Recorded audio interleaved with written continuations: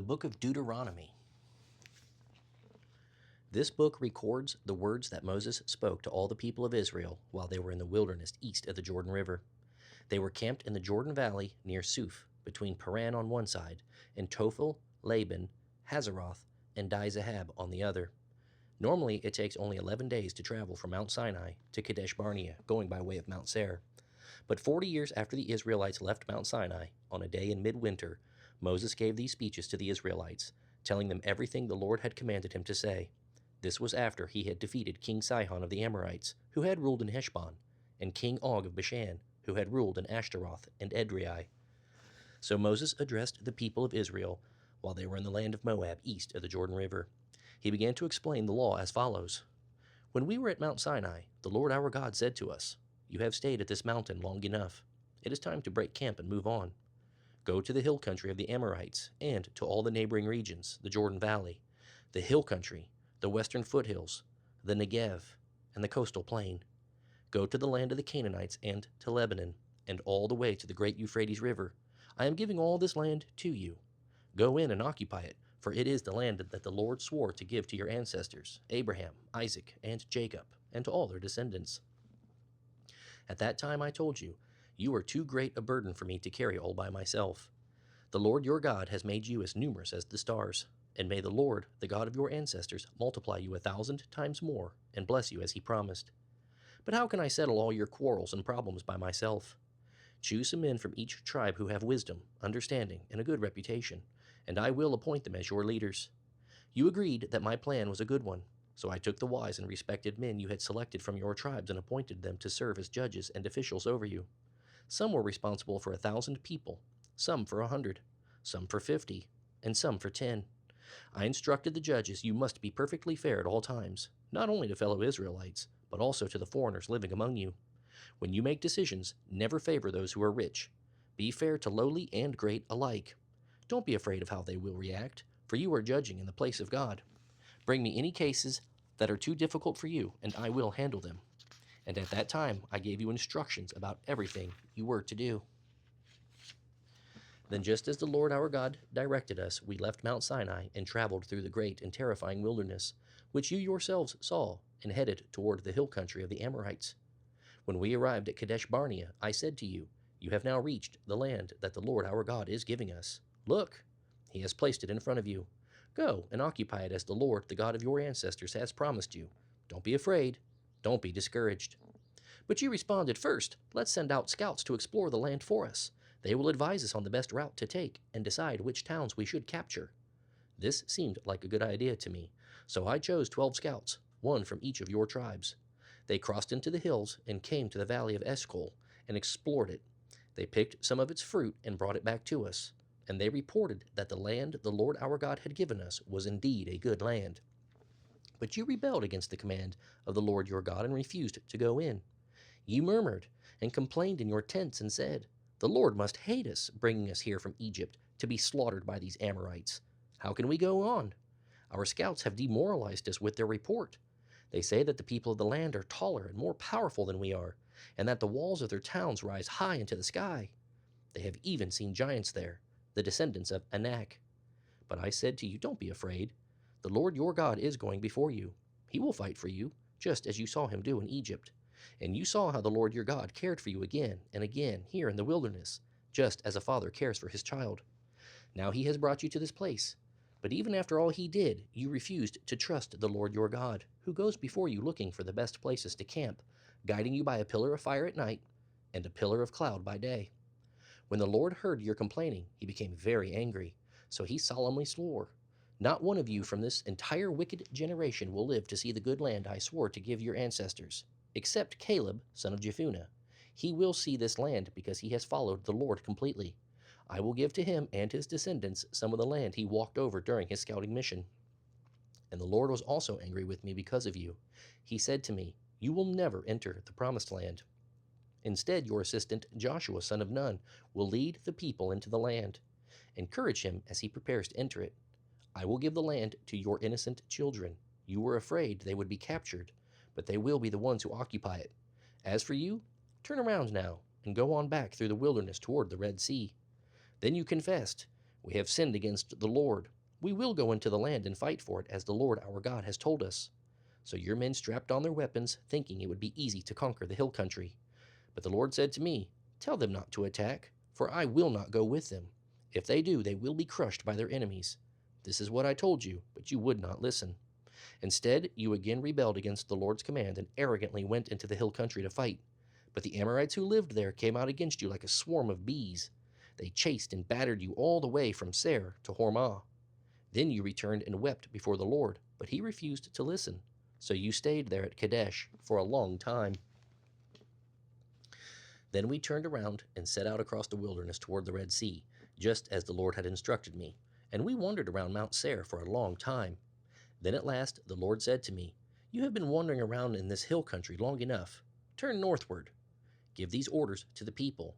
You will be passing through the country belonging to your relatives, the Edomites, the descendants of Esau who live in Seir. The Edomites will feel threatened, so be careful. Don't bother them, for I have given them all the hill country around Mount Seir as their property, and I will not give you any of their land. Pay them for whatever food or water you use. The Lord your God has blessed everything you have done and has watched your every step through this great wilderness. During these 40 years, the Lord your God has been with you and provided for your every need so that you lacked nothing." So we went past our relatives, the descendants of Esau who live in Seir, and avoided the road through the Arabah valley that comes up from Elath and Ezion-Geber. Then as we traveled northward along the desert route through Moab, the Lord warned us, "Do not bother the Moabites, the descendants of Lot, or start a war with them. I have given them Ar as their property, and I will not give you any of their land." A numerous and powerful race of giants called the Emites had once lived in the area of Ar. They were as tall as the Anakites, another race of giants. Both the Emites and the Anakites are often referred to as the Rephaites, but the Moabites called them Emites. In earlier times, the Horites had lived at Mount Seir, but they were driven out and displaced by the descendants of Esau. In a similar way, the peoples in Canaan were driven from the land that the Lord had assigned to Israel. Moses continued, "Then the Lord told us to cross Zered Brook, and we did. So 38 years passed from the time we first arrived at Kadesh Barnea until we finally crossed Zered Brook. For the Lord had vowed that this could not happen until all the men old enough to fight in battle had died in the wilderness. The Lord had lifted his hand against them until all of them had finally died. When all the men of fighting age had died, the Lord said to me, 'Today you will cross the border of Moab at Ar, and enter the land of Ammon. But do not bother the Ammonites, the descendants of Lot, or start a war with them. I have given the land of Ammon to them as their property, and I will not give you any of their land.' That area too was once considered the land of the Rephaites, though the Ammonites referred to them as the Zamzumites. They were a numerous and powerful race, as tall as the Anakites. But the Lord destroyed them so the Ammonites could occupy their land. He had similarly helped the descendants of Esau at Mount Seir, for he destroyed the Horites so they could settle there in their place. The descendants of Esau live there to this day. A similar thing happened when the Caphtorites from Crete invaded and destroyed the Avites, who had lived in villages in the area of Gaza. Moses continued, "Then the Lord said, 'Now cross the Arnon Gorge. Look, I will help you defeat Sihon the Amorite, king of Heshbon, and I will give you his land. Attack him and begin to occupy the land. Beginning today, I will make all people throughout the earth terrified of you. When they hear reports about you, they will tremble and dread and fear.' Then from the wilderness of Kedemoth I sent ambassadors to King Sihon of Heshbon with the proposal of peace. 'Let us pass through your land. We will stay on the main road and won't turn off into the fields on either side. We will pay for every bite of food we eat and all the water we drink. All we want is permission to pass through your land.'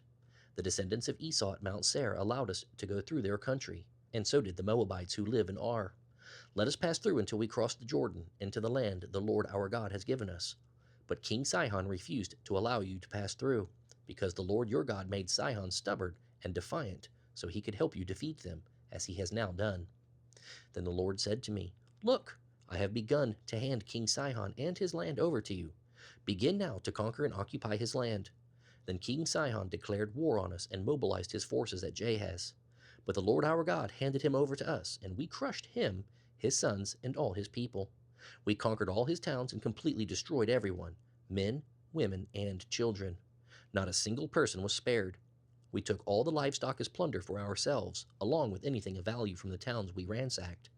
The Lord our God helped us conquer Aroer on the edge of the Arnon Gorge, the town in the gorge, and the whole area as far as Gilead. No town had walls too strong for us. However, we stayed away from the Ammonites along the Jabbok River and the towns in the hill country, all the places the Lord our God had commanded us to leave alone. Next we headed for the land of Bashan, where King Og and his army attacked us at Edrei. But the Lord told me, "Do not be afraid of him, for I have given you victory over Og and his army, giving you his entire land. Treat him just as you treated King Sihon of the Amorites who ruled in Heshbon." So the Lord our God handed King Og and all his people over to us, and we killed them all. We conquered all 60 of his towns, the entire Argob region in this kingdom of Bashan.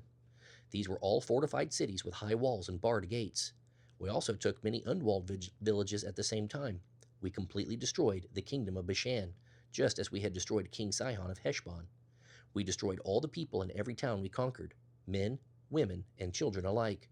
But we kept all the livestock for ourselves and took plunder from all the towns. We now possessed all the land of the 2 Amorite kings east of the Jordan River, from the Arnon Gorge to Mount Hermon. Mount Hermon is called Sirion by the Sidonians. The Amorites call it Senir. We had now conquered all the cities on the plateau, and all Gilead and Bashan as far as the towns of Salecah and Edrei, which were part of Og's kingdom in Bashan. Incidentally, King Og of Bashan was the last of the giant Rephaites.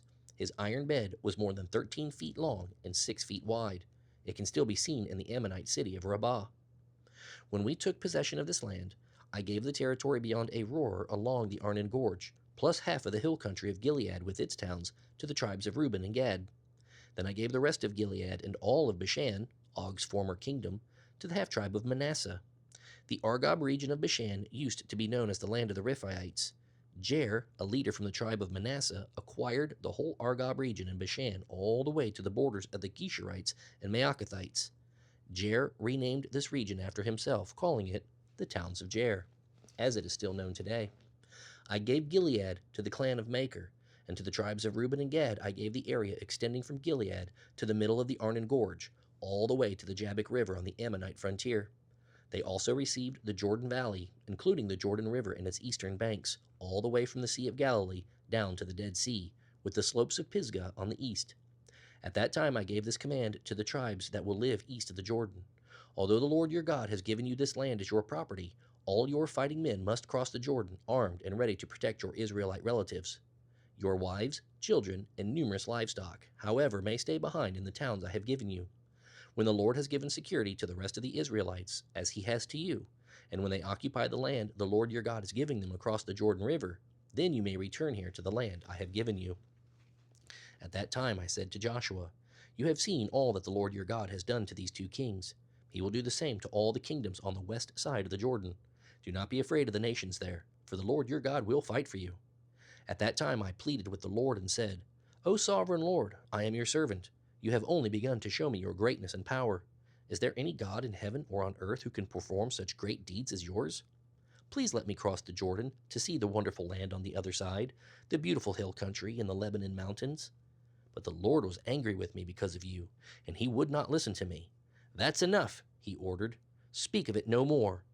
You can go to Pisgah Peak and view the land in every direction, but you may not cross the Jordan River. But commission Joshua and encourage him, for he will lead the people across the Jordan. He will give them the land you now see before you." So we stayed in the valley near Beth Peor. And now, Israel, listen carefully to these laws and regulations that I am about to teach you. Obey them so that you may live, so you may enter and occupy the land the Lord the God of your ancestors has given you. Do not add to or subtract from these commands I am giving you from the Lord your God.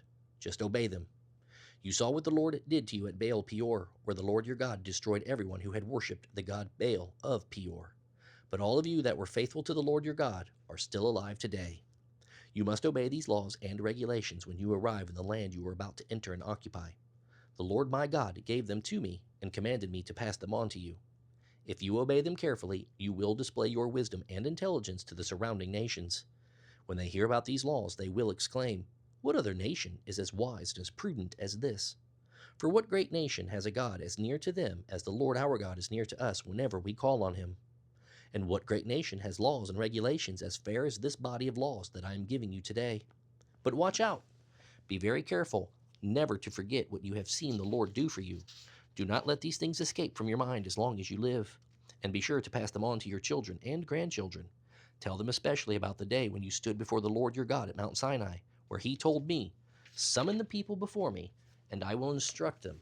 That way they will learn to fear me as long as they live, and they will be able to teach my laws to their children.' You came near and stood at the foot of the mountain, while the mountain was burning with fire.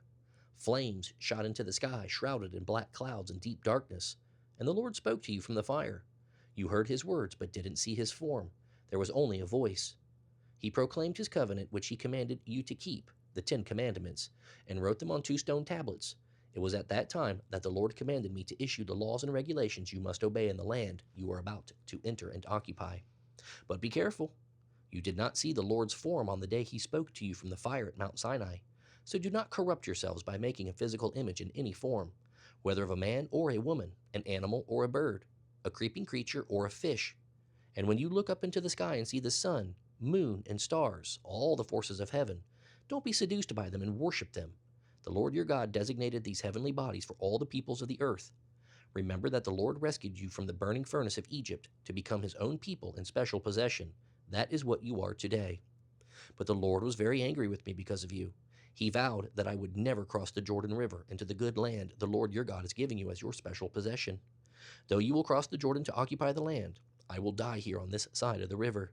So be careful not to break the covenant the Lord your God has made with you. You will break it if you make idols of any shape or form, for the Lord your God has absolutely forbidden this. The Lord your God is a devouring fire, a jealous God. In the future, when you have children and grandchildren and have lived in the land a long time, do not corrupt yourselves by making idols of any kind.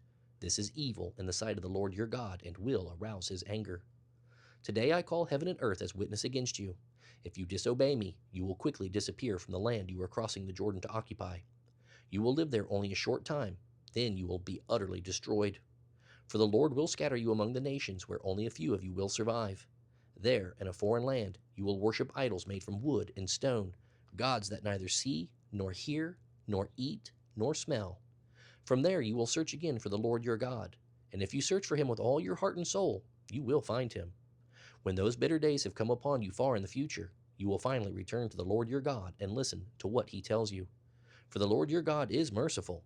He will not abandon you or destroy you or forget the solemn covenant he made with your ancestors. Search all of history from the time God created people on the earth until now. Then search from one end of the heavens to the other. See if anything as great as this has ever happened before. Has any nation ever heard the voice of God speaking from fire, as you did, and survived? Has any other God taken one nation for himself by rescuing it from another by means of trials, miraculous signs, wonders, war, awesome power, and terrifying acts? Yet that is what the Lord your God did for you in Egypt, right before your very eyes. He showed you these things so you would realize that the Lord is God and that there is no other God. He let you hear his voice from heaven so he could instruct you. He let you see his great fire here on earth so he could speak to you from it. Because he loved your ancestors, he chose to bless their descendants and personally brought you out of Egypt with a great display of power. He drove out nations far greater than you so he could bring you in and give you their land as a special possession as it is today. So remember this and keep it firmly in mind.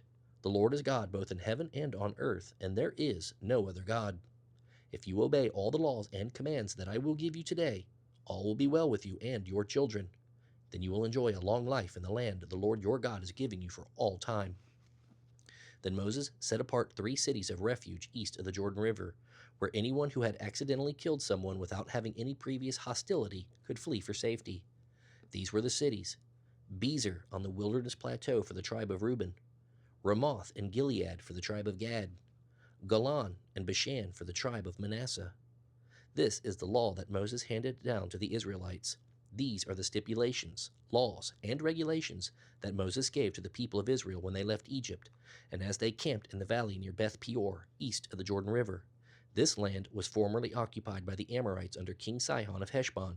He and his people had been destroyed by Moses and the Israelites as they came up from Egypt. Israel conquered his land and that of King Og of Bashan, the 2 Amorite kings east of the Jordan. So Israel conquered all the area from Aroer at the edge of the Arnon Gorge to Mount Sirion, also called Mount Hermon, and they took the eastern bank of the Jordan Valley as far south as the Dead Sea, below the slopes of Pisgah. Moses called all the people of Israel together and said, "Listen carefully to all the laws and regulations I am giving you today.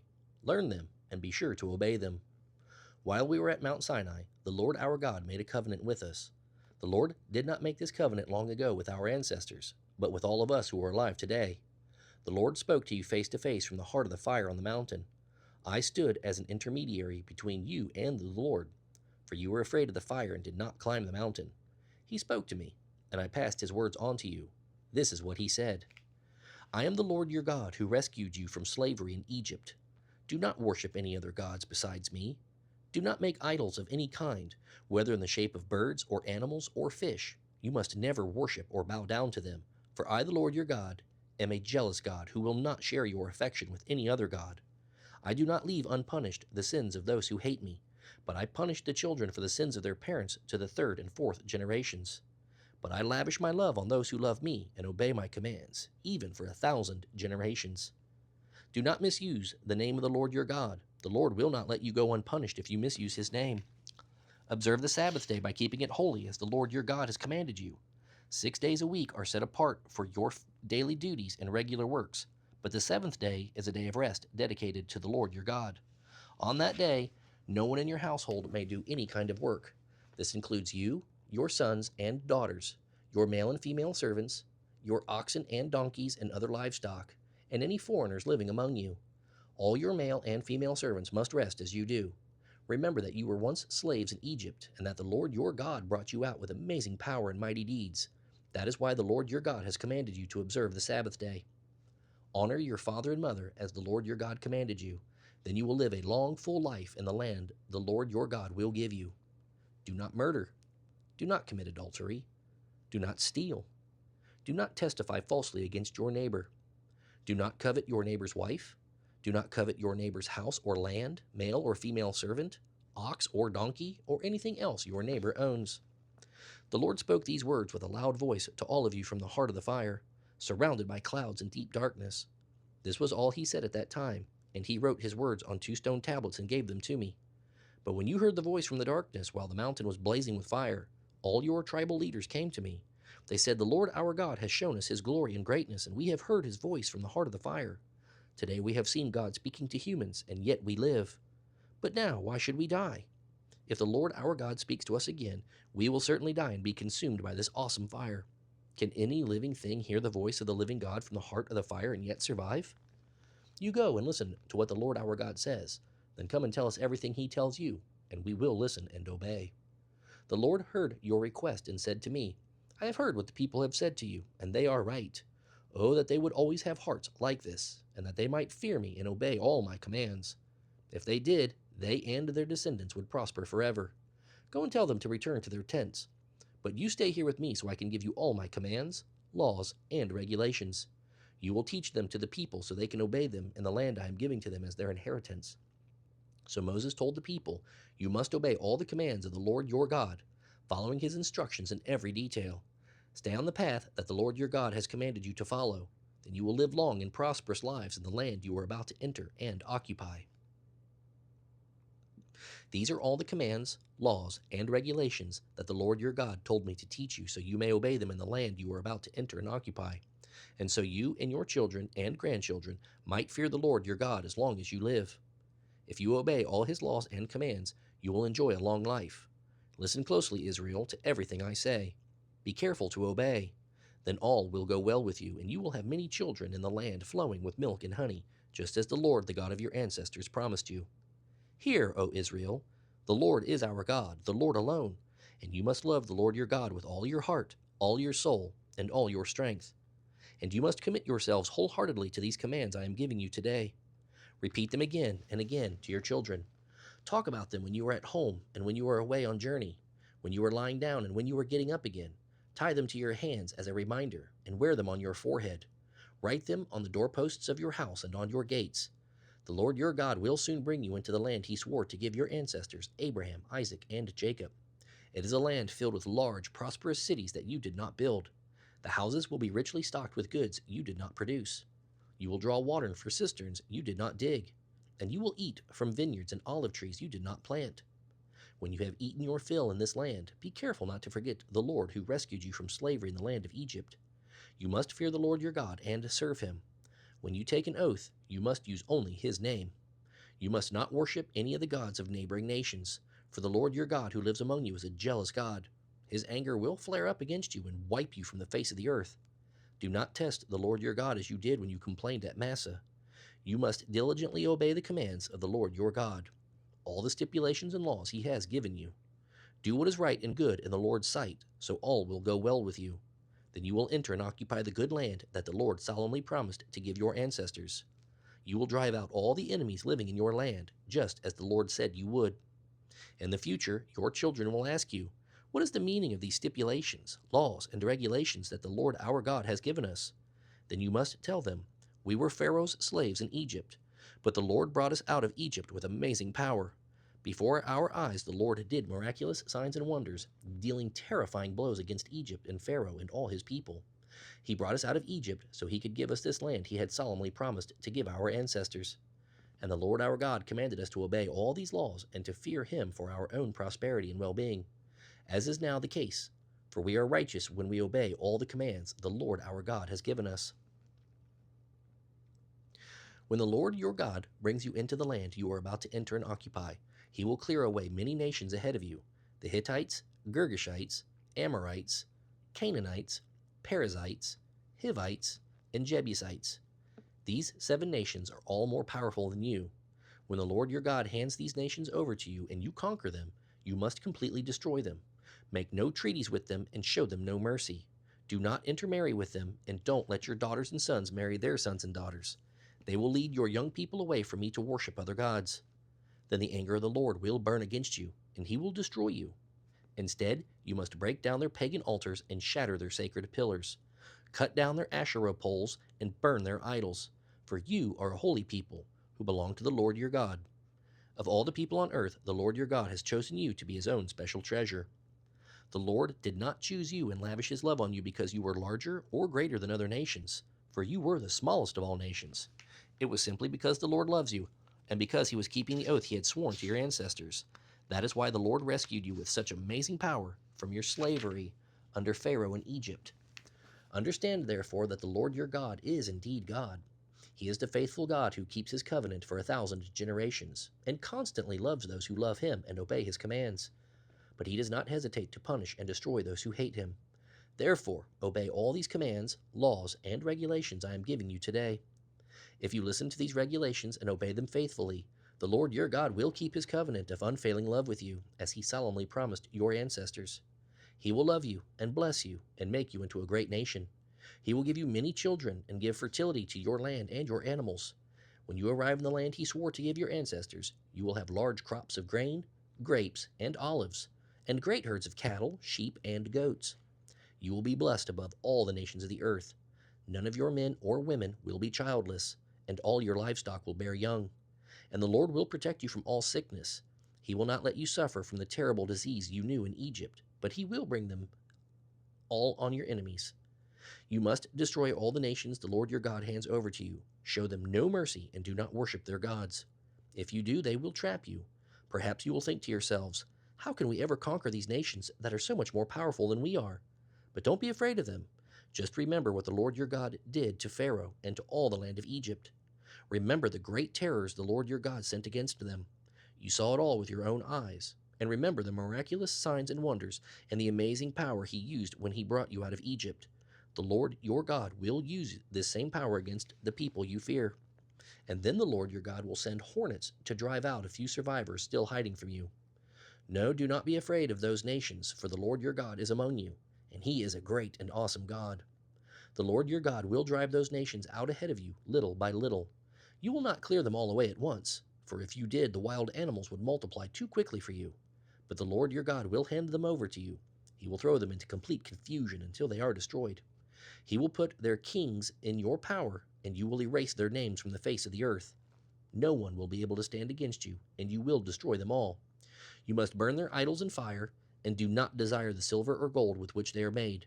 Do not take it, or it will become a snare to you, for it is detestable to the Lord your God. Do not bring any detestable objects into your home, for then you will be set apart for destruction just like them. You must utterly detest such things, for they are set apart for destruction. Be careful to obey all the commands I am giving you today.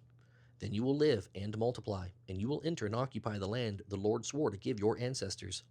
Remember how the Lord your God led you through the wilderness for 40 years, humbling you and testing you to prove your character and to find out whether or not you would really obey his commands.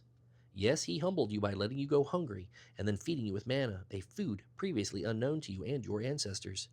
He did it to teach you that people need more than bread for their life. Real life comes by feeding on every word of the Lord. For all these 40 years, your clothes didn't wear out, and your feet didn't blister or swell. So you should realize that just as a parent disciplines a child, the Lord your God disciplines you to help you. So obey the commands of the Lord your God by walking in his ways and fearing him. For the Lord your God is bringing you into a good land of flowing streams and pools of water, with springs that gush forth in the valleys and hills. It is a land of wheat and barley, of grapevines, fig trees, pomegranates, olives, and honey. It is a land where food is plentiful and nothing is lacking. It is a land where iron is as common as stone, and copper is as abundant in the hills. When you have eaten your fill, praise the Lord your God for the good land he has given you. But that is the time to be careful. Beware that in your plenty you do not forget the Lord your God and disobey his commands, regulations, and the laws. For when you have become full and prosperous and have built fine homes to live in, and when your flocks and herds have become very large, and your silver and gold have multiplied along with everything else, that is the time to be careful. Do not become proud at that time and forget the Lord your God who rescued you from slavery in the land of Egypt. Do not forget that he led you through the great and terrifying wilderness with poisonous snakes and scorpions, where it was so hot and dry. He gave you water from the rock. He fed you with manna in the wilderness, a food unknown to your ancestors. He did this to humble you and test you for your own good. He did it so you would never think that it was your own strength and energy that made you wealthy. Always remember that it is the Lord your God who gives you power to become rich, and he does it to fulfill the covenant he made with your ancestors. But I assure you of this, if you ever forget the Lord your God and follow other gods, worshiping and bowing down to them, you will certainly be destroyed. Just as the Lord has destroyed other nations in your path, you also will be destroyed for not obeying the Lord your God. Hear, O Israel, today you are about to cross the Jordan River to occupy the land belonging to nations much greater and more powerful than you. They live in cities with walls that reach to the sky. They are strong and tall, descendants of the famous Anakite giants. You've heard them saying, "Who can stand up to the Anakites?" But the Lord your God will cross over ahead of you like a devouring fire to destroy them. He will subdue them so that you will quickly conquer them and drive them out, just as the Lord had promised. After the Lord your God has done this for you, don't say to yourselves, "The Lord has given us this land because we are so righteous." No, it is because of the wickedness of the other nations that he is doing it. It is not at all because you are such righteous, upright people that you are about to occupy their land.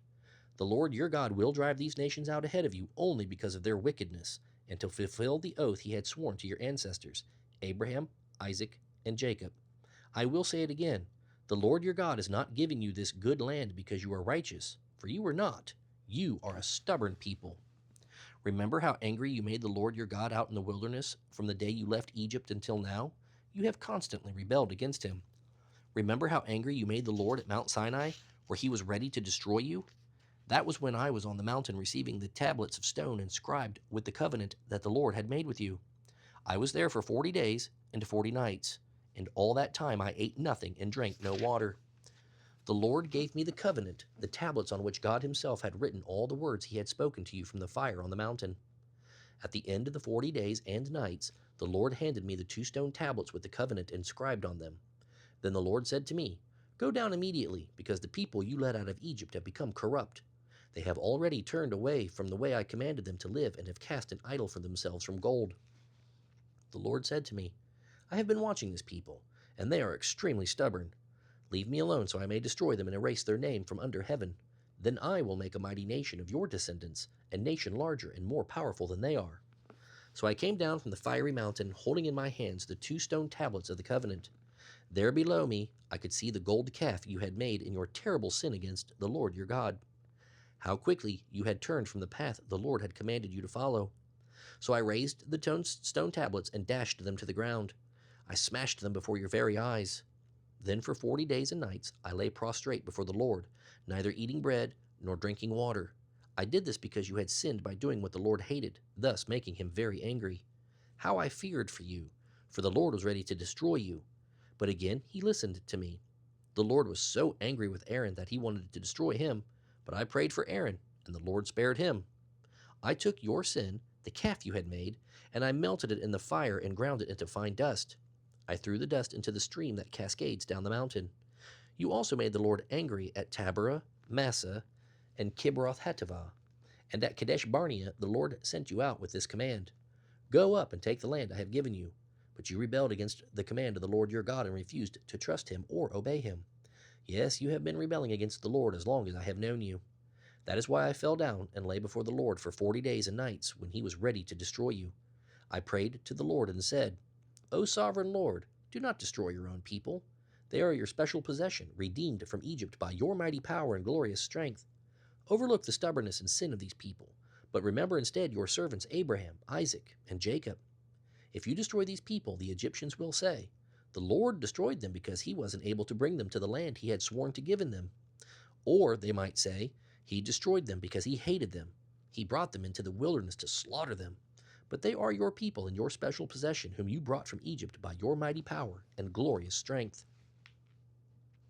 At that time the Lord said to me, Prepare 2 stone tablets like the first ones, and make a sacred chest of wood to keep them in. Return to me on the mountain, and I will write on the tablets the same words that were on the ones you smashed.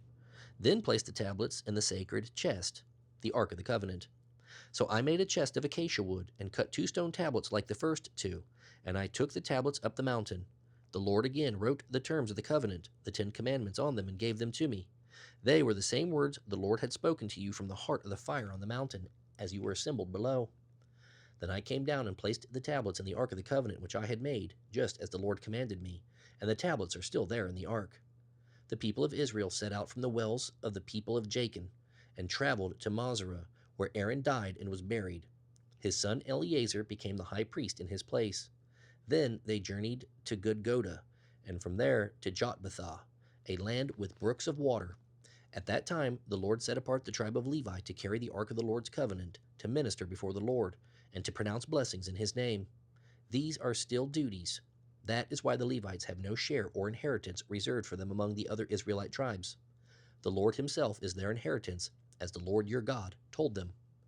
As I said before, I stayed on the mountain in the Lord's presence for 40 days and nights, and I had done the first time. And again the Lord yielded to my pleas and didn't destroy you. But the Lord said to me, Get up and lead the people into the land I swore to give their ancestors, so they may take possession of it. And now, Israel, what does the Lord your God require of you?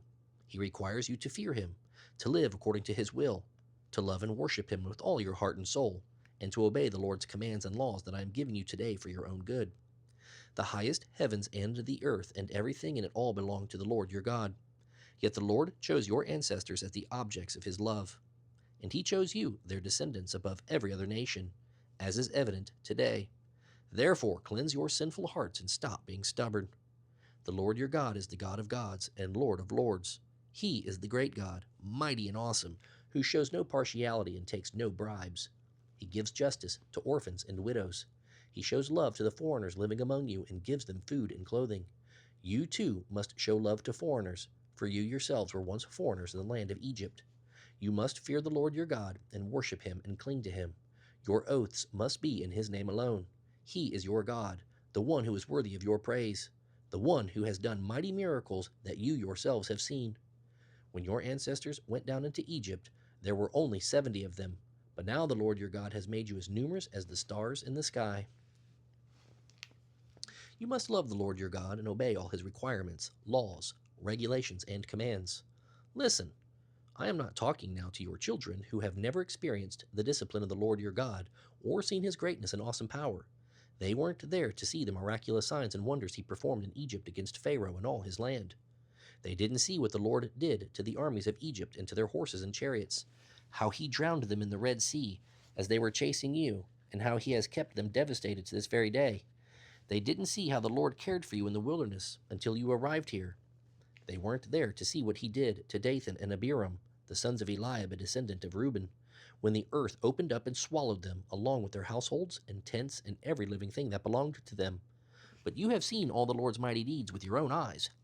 Therefore, be careful to obey every command I am giving you today, so you may have strength to go in and occupy the land you are about to enter. If you obey, you will enjoy a long life in the land the Lord swore to give to you and your ancestors, their descendants, a land flowing with milk and honey. For the land you are about to enter and occupy is not like the land of Egypt from which you came, where you planted your seed and dug out irrigation ditches with your foot as in a vegetable garden. It is a land of hills and valleys with plenty of rain, a land that the Lord your God cares for. He watches over it day after day throughout the year. If you carefully obey all the commands I am giving you today, and if you love the Lord your God with all your heart and soul, and if you worship him, then he will send the rains in their proper seasons so you can harvest crops of grain, grapes for wine, and olives for oil. He will give you lush pasture land for your cattle to graze in, and you yourselves will have plenty to eat. But do not let your heart turn away from the Lord to worship other gods. If you do, the Lord's anger will burn against you. He will shut up the sky and hold back the rain, and your harvests will fail. Then you will quickly die in that good land the Lord is now giving you. So commit yourselves completely to these words of mine. Tie them to your hands as a reminder, and wear them on your forehead. Teach them to your children. Talk about them when you are at home and when you are away on journey, when you are lying down and when you are getting up again. Write them on the doorposts of your house and on your gates, so that as long as the sky remains above the earth, you and your children may flourish in the land the Lord swore to give your ancestors. Be careful to obey all the commands I give you. Show love to the Lord your God by walking in his ways and clinging to him. Then the Lord will drive out all the nations in your land, though they are much greater and stronger than you. Wherever you set your feet, the land will be yours. Your frontiers will stretch from the wilderness in the south to Lebanon in the north, and from the Euphrates River in the east to the Mediterranean Sea in the west. No one will be able to stand against you, for the Lord your God will send fear and dread ahead of you, as he promised you, wherever you go in the whole land. Today I am giving you the choice between a blessing and a curse. You will be blessed if you obey the commands of the Lord your God that I am giving you today. You will receive a curse if you reject the commands of the Lord your God and turn from his way by worshiping foreign gods. When the Lord your God brings you into the land to possess it, you must pronounce a blessing from Mount Gerizim and a curse from Mount Ebal. These two mountains are west of the Jordan River in the land of the Canaanites who live in the Jordan Valley, near the town of Gilgal. They are located toward the west, not far from the oaks of Moreh. For you are about to cross the Jordan to occupy the land the Lord your God is giving you. When you are living in that land, you must be careful to obey all the laws and regulations I am giving you today. These are the laws and regulations you must obey as long as you live in the land the Lord, the God of your ancestors, has given you. When you drive out the nations that live there, you must destroy all the places where they worship their gods, high on the mountains, up on the hills, and under every green tree. Break down their altars and smash their sacred pillars. Burn their Asherah poles and cut down their carved idols. Erase the names of their gods from those places. Do not worship the Lord your God in the way these pagan peoples worship their gods. Rather, you must seek the Lord your God at the place he himself will choose from among all the tribes for his name to be honored. There you will bring to the Lord your burnt offerings, your sacrifices, your tithes, your special gifts, your offerings to fulfill a vow, your free will offerings, and your offerings of the firstborn animals of your flocks and herds. There you and your families will feast in the presence of the Lord your God, and you will rejoice in all you have accomplished because the Lord your God has blessed you. Today you are doing whatever you please, but that is not how it will be when you arrive in the place of rest the Lord your God is giving you. You will soon cross the Jordan River and live in the land the Lord your God is giving you as a special possession.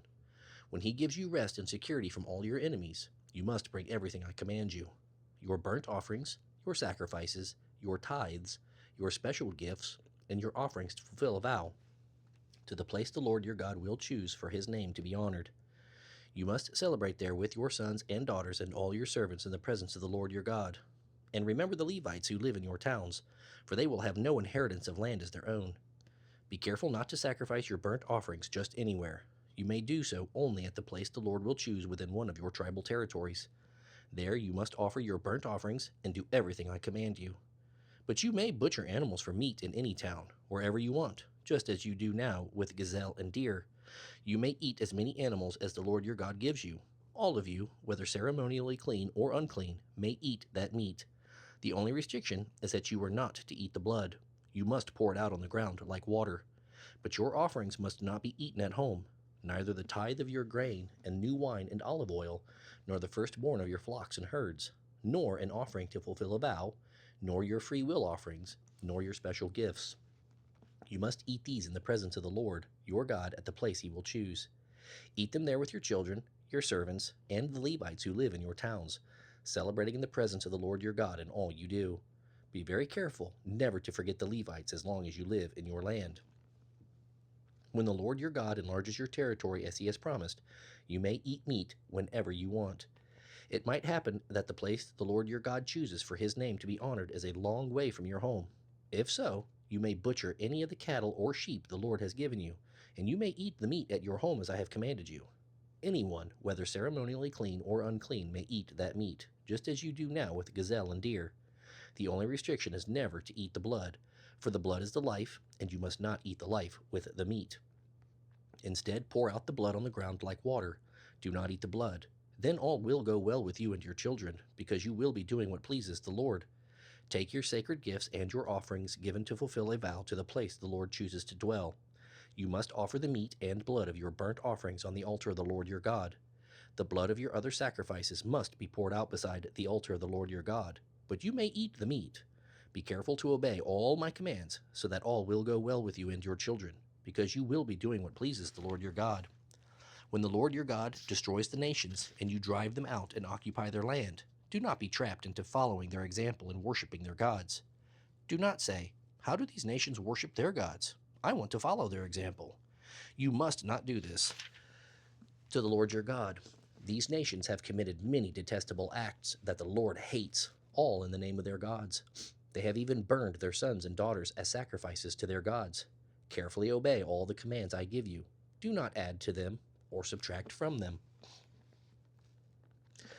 Suppose there are prophets among you, or those who have dreams about the future, and they promise you signs or miracles, and the predicted signs or miracles take place. If the prophets then say, "Come, let us worship the gods of foreign nations," do not listen to them. The Lord your God is testing you to see if you love him with all your heart and soul. Serve only the Lord your God and fear him alone. Obey his commands, listen to his voice, and cling to him. The false prophets or dreamers who try to lead you astray must be put to death, for they encourage rebellion against the Lord your God, who brought you out of slavery in the land of Egypt. Since they try to keep you from following the Lord your God, you must execute them to remove the evil from among you. Suppose your brother, son, daughter, beloved wife, or closest friend comes to you secretly and says, "Let us go worship other gods, gods that neither you nor your ancestors have known." They might suggest that you worship the gods of peoples who live nearby or who come from the ends of the earth. If they do this, do not give in or listen, and have no pity. Do not spare or protect them. You must put them to death. You must be the one to initiate the execution. Then all the people must join in. Stone the guilty ones to death because they have tried to draw you away from the Lord your God, who rescued you from the land of Egypt, the place of slavery. Then all Israel will hear about it and be afraid, and such wickedness will never again be done among you. Suppose you hear in one of the towns the Lord your God is giving you that some worthless rabble among you have led their fellow citizens astray by encouraging them to worship foreign gods. In such cases, you must examine the facts carefully. If you find it is true and can prove that such a detestable act has occurred among you, you must attack that town and completely destroy all its inhabitants, as well as all the livestock. Then you must pile all the plunder in the middle of the street and burn it. Put the entire town to the torch as a burnt offering to the Lord your God. That town must remain a ruin forever. It may never be rebuilt. Keep none of the plunder that has been set apart for destruction. Then the Lord will turn from his fierce anger and be merciful to you. He will have compassion on you and make you a great nation, just as he solemnly promised your ancestors.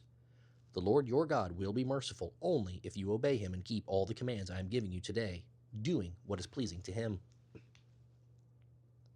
Since you are the people of the Lord your God, never cut yourselves or shave the hair above your foreheads for the sake of the dead. You have been set apart as holy to the Lord your God, and he has chosen you to be his own special treasure from all the nations of the earth. You must not eat animals that are ceremonially unclean. These are the animals you may eat: the ox, the sheep, the goat, the deer, the gazelle, the roebuck, the wild goat, the ibex, the antelope, and the mountain sheep.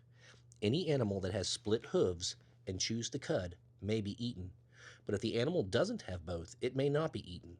So you may not eat the camel, the hare, or the rock badger. They chew the cud, but do not have split hooves. And the pig may not be eaten, for though it has split hooves, it does not chew the cud. All these animals are ceremonially unclean for you. You may not eat or even touch the dead bodies of such animals. As for marine animals, you may eat whatever has both fins and scales. You may not, however, eat marine animals that do not have both fins and scales. They are ceremonially unclean for you. You may eat any bird that is ceremonially clean. These are the birds you may not eat: the eagle, the vulture, the osprey, the buzzard, kites of all kinds, ravens of all kinds, the ostrich, the nighthawk, the seagull, hawks of all kinds, the little owl, the great owl, the white owl, the pelican, the carrion vulture, the cormorant, the stork, herons of all kinds, the hoopoe, and the bat.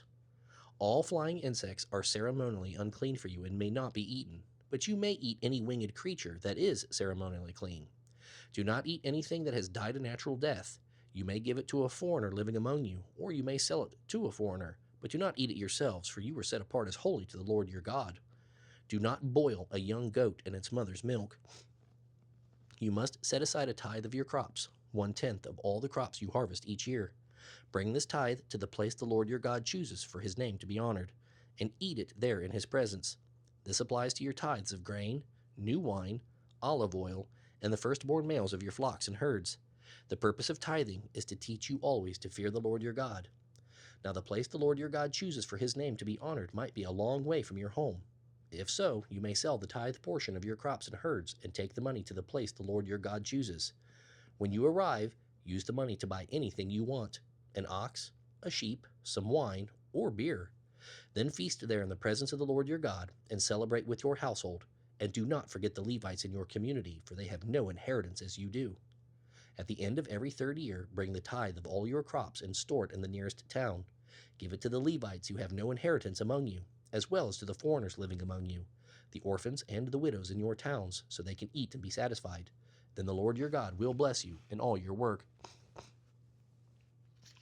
At the end of every 7th year, you must cancel your debts. This is how it must be done. Creditors must cancel the loans they have made to their fellow Israelites. They must not demand payment from their neighbors or relatives, for the Lord's time of release has arrived. This release from debt, however, applies only to your fellow Israelites, not to the foreigners living among you. There should be no poor among you, for the Lord your God will greatly bless you in the land he is giving you as a special possession. You will receive this blessing if you carefully obey the commands of the Lord your God that I am giving you today. The Lord your God will bless you as he has promised. You will lend money to many nations, but will never need to borrow. You will rule many nations, but they will not rule over you. But if there are any poor people in your towns when you arrive in the land the Lord your God is giving you, do not be hard-hearted or tight-fisted toward them. Instead, be generous and lend them whatever they need. Do not be mean-spirited and refuse someone a loan, because the year of release is close at hand. If you refuse to make the loan, and the needy person cries out to the Lord, you will be considered guilty of sin. Give freely without begrudging it, and the Lord your God will bless you in everything you do. There will always be some among you who are poor. That is why I am commanding you to share your resources freely with the poor and with other Israelites in need. If an Israelite man or woman voluntarily becomes your servant and serves you for 6 years, in the 7th year you must set that servant free. When you release a male servant, do not send him away empty-handed. Give him a generous farewell gift from your flock, your threshing floor, and your winepress. Share with him some of the bounty with which the Lord your God has blessed you. Remember that you were slaves in the land of Egypt, and the Lord your God redeemed you. That is why I am giving you this command. But suppose your servant says, I will not leave you, because he loves you and your family, and he is well off with you. In that case, take an awl and push it through his earlobe into the door. After that, he will be your servant for life. You must do the same for your female servants. Do not consider it a hardship when you release your servants. Remember that for 6 years they have given you the services worth double the wages of hired workers, and the Lord your God will bless you in all you do. You must set aside for the Lord your God all the firstborn males from your flocks and herds. Do not use the firstborn of your herds to work your fields, and do not shear the firstborn of your flocks. Instead, you and your family must eat these animals in the presence of the Lord your God each year at the place he chooses. But if this firstborn animal has any defect, such as being lame or blind, or if anything else is wrong with it, you must not sacrifice it to the Lord your God. Instead, Use it for food for your family at home. Anyone may eat it, whether ceremonially clean or unclean, just as anyone may eat a gazelle or deer. But do not eat the blood. You must pour it out on the ground like water. In honor of the Lord your God, always celebrate the Passover at the proper time in early spring, for that was when the Lord your God brought you out of Egypt by night. Your Passover sacrifice may be from either the flock of your herd, and it must be sacrificed to the Lord your God at the place he chooses for his name to be honored. Eat it with bread made without yeast. For 7 days eat only bread made without yeast, as you did when you escaped from Egypt in such a hurry. Eat this bread, the bread of suffering, so that you will remember the day you departed from Egypt as long as you live.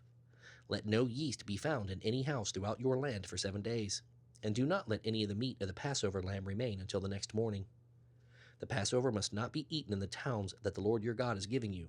It must be offered at the place the Lord your God will choose for his name to be honored. Sacrifice it there as the sun goes down on the anniversary of your exodus from Egypt. Roast the lamb and eat it in the place the Lord your God chooses. Then go back to your tents the next morning. For the next 6 days you may not eat bread made with yeast. On the 7th day the people must assemble before the Lord your God, and no work may be done on that day. Count off 7 weeks from the beginning of your grain harvest. Then you must celebrate the festival of harvest, to honor the Lord your God. Bring him a freewill offering in proportion to the blessings you have received from him. It is a time to celebrate before the Lord your God at the place he chooses for his name to be honored. Celebrate with your whole family, all your servants, the Levites from your towns, and the foreigners, orphans, and widows who live among you. Remember that you were slaves in Egypt, so be careful to obey all these laws. Another celebration, the Festival of Shelters, must be observed for 7 days at the end of the harvest season, after the grain has been threshed and the grapes have been pressed. This festival will be a happy time of rejoicing with your family, your servants, and with the Levites, foreigners, orphans, and widows from your towns. For 7 days, celebrate this festival to honor the Lord your God at the place he chooses. For it is the Lord your God who gives you bountiful harvests and blesses all your work. This festival will be a time of great joy for all. Each year, every man in Israel must celebrate these 3 festivals: the festival of unleavened bread, the festival of harvest, and the festival of shelters. They must appear before the Lord your God at the place he chooses on each of these occasions, and they must bring a gift to the Lord. All must give as they are able, according to the blessings given to them by the Lord your God. Appoint judges and officials for each of your tribes in all the towns the Lord your God is giving you. They will judge the people fairly throughout the land. You must never twist justice or show partiality. Never accept a bribe, for bribes blind the eyes of the wise and corrupt the decisions of the godly. Let true justice prevail, so you may live and occupy the land that the Lord your God is giving you. You must never set up an Asherah pole beside the altar of the Lord your God, and never set up sacred pillars for worship, for the Lord your God hates them. Never sacrifice a sick or defective ox or sheep to the Lord your God, for he detests such gifts. Suppose a man or woman among you in one of your towns that the Lord your God is giving you has done evil in the sight of the Lord your God, and has violated the covenant by serving other gods, or by worshiping the sun, the moon, or any of the forces of heaven, which I have strictly forbidden. When you hear about it, investigate the matter thoroughly. If it is true that this detestable thing has been done in Israel, then that man or woman must be taken to the gates of the town and stoned to death. But never put a person to death on the testimony of only one witness. There must always be at least 2 or 3 witnesses. The witnesses must throw the first stones, and then all the people will join in. In this way you will purge all evil from among you. Suppose a case arises in a local court that is too hard for you to decide. For instance, whether someone is guilty of murder or only of manslaughter, or a difficult lawsuit, or a case involving different kinds of assault. Take such cases to the place the Lord your God will choose, where the Levitical priests and the judge on duty will hear the case and decide what to do. The decision they make at that place the Lord chooses will always stand. You must do exactly what they say. After they have interpreted the law and reached a verdict, the sentence they impose must be fully executed. Do not modify it in any way. Anyone arrogant enough to reject the verdict of the judge or of the priest who represents the Lord your God must be put to death. Such evil must be purged from Israel. Then everyone will hear about it and be afraid to act so arrogantly. You will soon arrive in the land the Lord your God is giving you, and you will conquer it and settle there. Then you may begin to think, we ought to have a king like the other nations around us. If this happens, be sure that you select as king the man the Lord your God chooses. You must appoint a fellow Israelite, not a foreigner.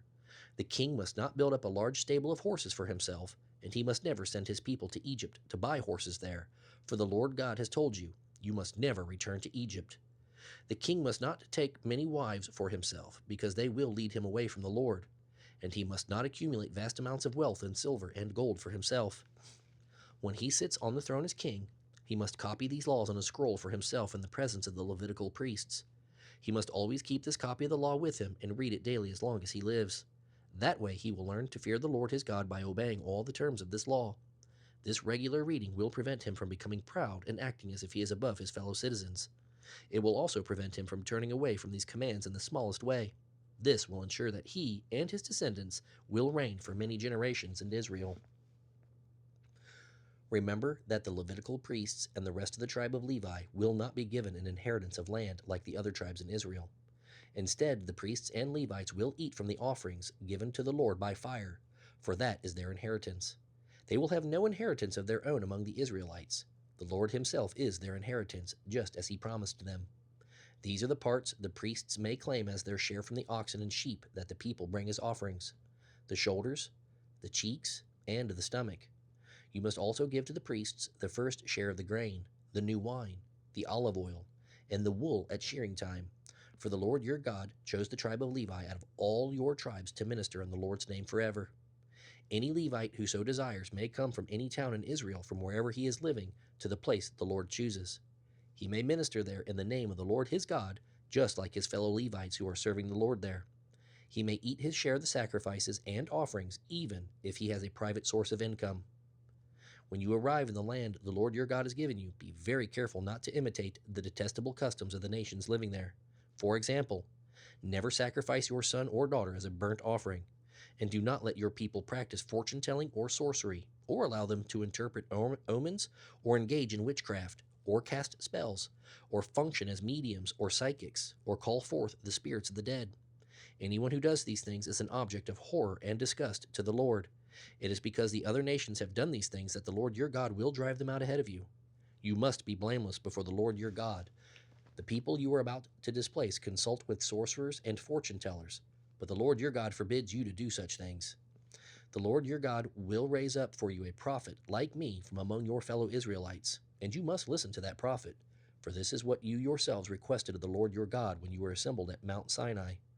You begged that you might never again have to listen to the voice of the Lord your God or see this blazing fire for fear you would die. Then the Lord said to me, "Fine, I will do as they have requested. I will raise up a prophet like you from among their fellow Israelites. I will tell that prophet what to say, and he will tell the people everything I command him. I will personally deal with anyone who will not listen to the messages the prophets proclaim on my behalf. But any prophet who claims to give a message from another god or who falsely claims to speak for me must die." You may wonder, how will we know whether the prophecy is from the Lord or not? If the prophet predicts something in the Lord's name and it does not happen, the Lord did not give the message. That prophet has spoken on his own and need not be feared.